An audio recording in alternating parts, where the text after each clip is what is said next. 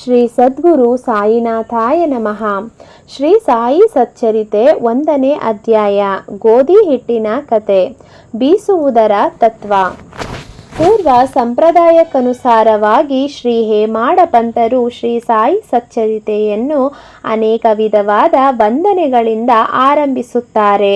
ಮೊದಲನೆಯದಾಗಿ ಶ್ರೀ ವಿನಾಯಕನಿಗೆ ವಂದನೆಗಳನ್ನು ಅರ್ಪಿಸುತ್ತಾ ಶ್ರೀ ಸಾಯಿ ಸಚ್ಚರಿತೆಯನ್ನು ಬರೆಯಲು ತೊಡಗಿರುವ ಈ ಕಾರ್ಯಕ್ಕೆ ಯಾವುದೇ ವಿಘ್ನ ಬಾರದಿರಲೆಂದು ಪ್ರಾರ್ಥಿಸಿ ಶ್ರೀ ಸಾಯಿಬಾಬಾ ಅವರೇ ಗಣಪತಿ ಎಂದು ಹೇಳಿರುತ್ತಾರೆ. ನಂತರ ಈ ಕೃತಿಯನ್ನು ರಚಿಸಲು ಸಾಕಷ್ಟು ಹುಮ್ಮಸ್ಸನ್ನು ನೀಡುವಂತೆ ಶ್ರೀ ಸರಸ್ವತಿ ಮಾತೆಯನ್ನು ಪ್ರಾರ್ಥಿಸಿ ಶ್ರೀ ಸಾಯಿಬಾಬಾ ಅವರು ಶ್ರೀ ಸರಸ್ವತಿಯಲ್ಲಿ ಐಕ್ಯರಾಗಿ ತಾವೇ ಸ್ವತಃ ತಮ್ಮ ಜೀವನ ಚರಿತ್ರೆಯನ್ನು ಹಾಡುತ್ತಿದ್ದಾರೆ ಎಂದು ಹೇಳಿರುತ್ತಾರೆ. ಅನಂತರ ಸೃಷ್ಟಿ, ಸ್ಥಿತಿ ಮತ್ತು ಲಯಗಳಿಗೆ ಕಾರಣರಾಗಿರುವ ತ್ರಿಮೂರ್ತಿಗಳಿಗೆ ವಂದನೆಗಳನ್ನು ಅರ್ಪಿಸಿ ಶ್ರೀ ಸಾಯಿಬಾಬಾ ಅವರಲ್ಲಿ ಐಕ್ಯರಾಗಿ ಮತ್ತು ಸದ್ಗುರುವಾಗಿ ಸಂಸಾರ ಸಾಗರವನ್ನು ಸುಗಮವಾಗಿ ದಾಟಿಸುತ್ತಾರೆ ಎಂದು ಹೇಳಿರುತ್ತಾರೆ. ಅನಂತರ ಅವರ ಕುಲದೇವರಾದ ನಾರಾಯಣ ಆದಿನಾಥರಿಗೆ ವಂದನೆಗಳನ್ನು ಅರ್ಪಿಸಿರುತ್ತಾರೆ.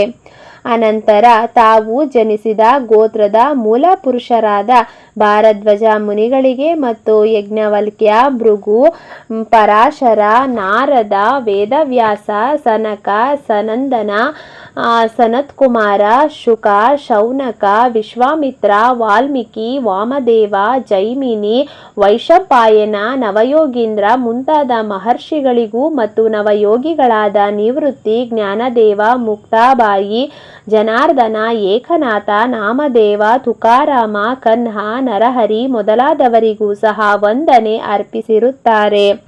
ಅನಂತರ ತಮ್ಮ ಅಜ್ಜ ಸದಾಶಿವರಾವ, ಪಿತಾಮಹ ರಘುನಾಥರಾವ, ತಮ್ಮನ್ನು ಬಾಲ್ಯದಲ್ಲಿಯೇ ಬಿಟ್ಟು ಅಗಲಿದ ಮಾತಾರತ್ನ, ತಮ್ಮನ್ನು ಸಾಕಿ ಸಲುಹಿದ ಅತ್ತೆ ಮತ್ತು ಪ್ರೀತಿಯ ಅಗ್ರಜರಿಗೆ ವಂದನೆ ಅರ್ಪಿಸಿರುತ್ತಾರೆ. ವಾಚಕ ಮಹಾಶಯರಿಗೂ ಸಹ ವಂದನೆ ಅರ್ಪಿಸಿ ಈ ಕಾರ್ಯಕ್ಕೆ ಅವರು ನಿಶ್ಚಲವಾದ ಗಮನ ಕೊಡುವಂತೆ ಪ್ರಾರ್ಥಿಸಿರುತ್ತಾರೆ.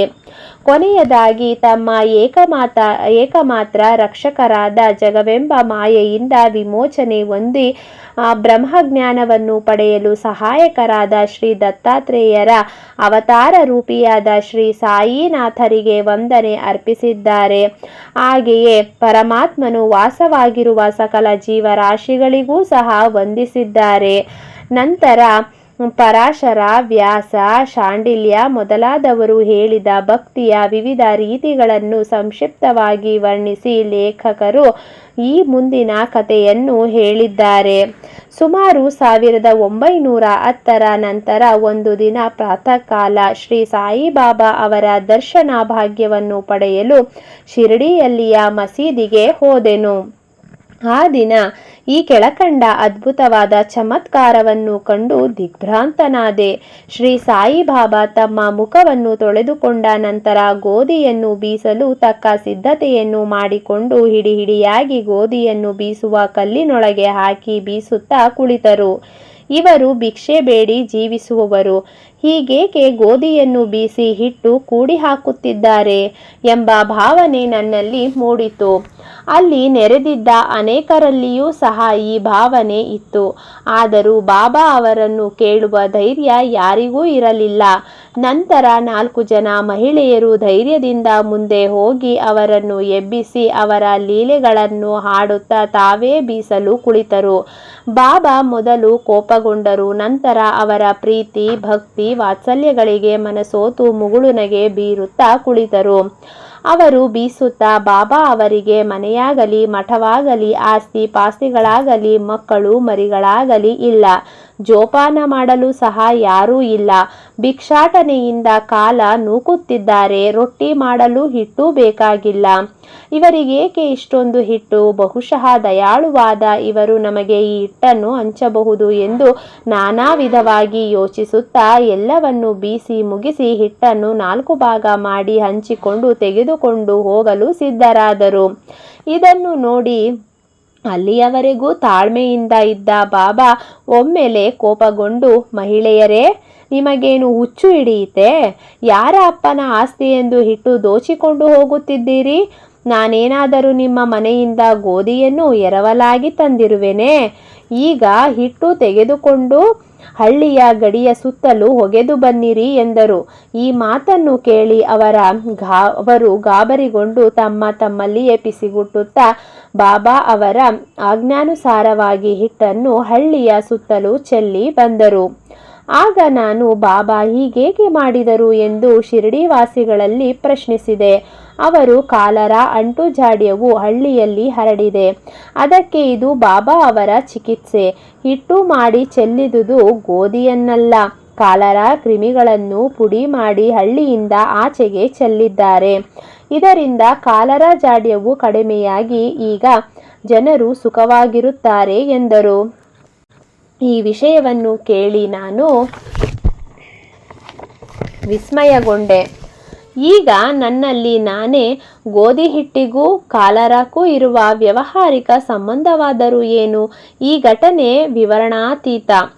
ನಾನು ಬಾಬಾ ಅವರ ಲೀಲೆಗಳ ಬಗ್ಗೆ ಬರೆಯಲೇಬೇಕು ಮತ್ತು ಅವರ ಮಧುರ ಲೀಲೆಗಳನ್ನು ಮನದಣಿಯುವಂತೆ ಹಾಡಲೇಬೇಕು ಎಂದು ಯೋಚಿಸಿದಾಗ ನನ್ನ ಹೃದಯದಲ್ಲಿ ಸಂತೋಷ ತುಂಬಿ ತುಳುಕಾಡಲು ಆರಂಭಿಸಿತು. ಈ ರೀತಿ ಸಾಯಿ ಸಚ್ಚರಿತೆಯನ್ನು ಬರೆಯಲು ನನಗೆ ಸ್ಫೂರ್ತಿ ಬಂದಿತು. ಬಾಬಾ ಅವರ ಕೃಪಾದೃಷ್ಟಿ ಮತ್ತು ಆಶೀರ್ವಾದದ ಫಲದಿಂದ ಈ ಕೆಲಸ ಯಶಸ್ವಿಯಾಗಿ ಮುಗಿಯಿತು ಎಂಬುದನ್ನು ನಾವು ಬಲ್ಲೆವು. ಬೀಸುವುದರ ತತ್ವ. ಈ ಮೇಲ್ಕಂಡ ಘಟನೆಗೆ ಶಿರಡಿ ನಿವಾಸಿಗಳು ಕೊಟ್ಟ ಅರ್ಥವಲ್ಲದೆ ಈ ಮಹೋನ್ನತ ತತ್ವದರ್ಶನವು ಅದರ ಮತ್ತೊಂದು ಅರ್ಥವಾಗಿದೆ. ಸಾಯಿಬಾಬಾ ಶಿರಡಿಯಲ್ಲಿ ಸುಮಾರು 60 ವರ್ಷಗಳ ಕಾಲ ವಾಸಿಸಿದ್ದರು. ಈ ಕಾಲದಲ್ಲಿ ಅವರು ಈ ತರದ ಬೀಸುವಿಕೆಯ ಕಾರ್ಯವನ್ನು ಪ್ರತಿದಿನವೂ ಮಾಡುತ್ತಿದ್ದರು. ಅವರು ಬೀಸುತ್ತಿದ್ದುದು ಬರೀ ಗೋಧಿಯನ್ನಲ್ಲ, ಅಸಂಖ್ಯಾತ ಭಕ್ತರ ಪಾಪಗಳನ್ನು ಮತ್ತು ಅವರ ಮಾನಸಿಕ ಹಾಗೂ ದೈಹಿಕ ಜಿಗುಪ್ಸೆಗಳನ್ನು. ಕಾರಣ, ಈ ಬೀಸುವ ಕಲ್ಲುಗಳು ಕರ್ಮ ಮತ್ತು ಭಕ್ತಿಯನ್ನು ಸೂಚಿಸುತ್ತವೆ. ಮೇಲಿನ ಕಲ್ಲು ಕರ್ಮವನ್ನು, ಕೆಳಗಿನ ಕಲ್ಲು ಭಕ್ತಿಯನ್ನು ಸೂಚಿಸುತ್ತವೆ. ಬೀಸುವ ಕಲ್ಲಿನ ಹಿಡಿಯೇ ಜ್ಞಾನ. ನಮ್ಮನ್ನು ನಾವು ಸಂಪೂರ್ಣವಾಗಿ ಅರಿತುಕೊಳ್ಳಬೇಕಾದರೆ ನಮ್ಮಲ್ಲಿರುವ ಪಾಪ, ಅಸೂಯೆ, ಆಸೆ ಮತ್ತು ಸತ್ವ, ರಜಸ್ಸು, ತಮೋ ಗುಣಗಳನ್ನು, ಅಹಂಕಾರಗಳನ್ನು ಬೀಸುವುದರಿಂದ ಹೊರದೂಡಬೇಕು. ಆಗ ನಮಗೆ ಅರಿವು ಉಂಟಾಗುವುದು ಎಂಬುದೇ ಬಾಬಾ ಅವರ ಸ್ಪಷ್ಟವಾದ ಸಂದೇಶ. ಬೀಸುವ ಕಲ್ಲಿನಲ್ಲಿ ಸಿಕ್ಕ ಕಾಳುಗಳಂತೆ ಈ ಭವಚಕ್ರದಲ್ಲಿ ಸಿಕ್ಕು ನಾನಾ ವೇದನೆಯನ್ನು ಅನುಭವಿಸಬೇಕಾಗಿದ್ದರಿಂದ ನಾನು ಅಳತೊಡಗಿದ್ದೇನೆ. ಒಮ್ಮೆ ಕಬೀರರು ಕಾಳು ಬೀಸುತ್ತಿದ್ದ ಒಬ್ಬ ಮಹಿಳೆಯನ್ನು ನೋಡಿ ತಮ್ಮ ಗುರುಗಳಾದ ನಿಪತಿರಂಜನರಿಗೆ ಹೇಳಿದರು. ಆಗ ನಿಪತಿರಂಜನರು, ಅಂಜಬೇಡ, ನಾನು ಹಿಡಿದಂತೆ ನೀನೂ ಸಹ ಈ ಚಕ್ರಕ್ಕೆ ಇರುವ ಜ್ಞಾನವೆಂಬ ಮೇಟಿಯನ್ನು ಭದ್ರವಾಗಿ ಹಿಡಿದುಕೋ. ಅದರಿಂದ ಅತ್ತಿತ್ತ ದೂರ ಹೋಗಬೇಡ, ಅಂತರ್ಮುಖಿಯಾಗು, ಅಂದರೆ ನಿನಗೆ ಖಚಿತವಾಗಿ ಕಲ್ಯಾಣವಾಗುತ್ತದೆ ಎಂದು ಕಬೀರರಿಗೆ ಉಪದೇಶಿಸಿದ ಕಥೆಯು ಈ ಮೇಲಿನ ಘಟನೆಯಿಂದ ನಮ್ಮ ಜ್ಞಾಪಕಕ್ಕೆ ಬರುತ್ತದೆ. ಶ್ರೀ ಸಾಯಿ ಪ್ರಣಾಮ.